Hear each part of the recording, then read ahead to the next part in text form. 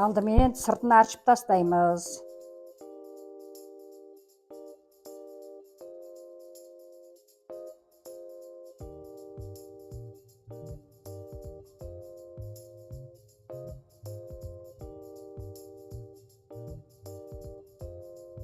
Жарты сағатқа кәдімгі таза суға салып қоямыз шылап.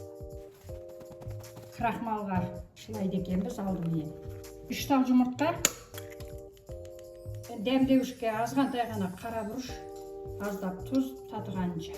Енді крахмал 90 грамм. Сухаридің ұнтағы соған аунатамыз.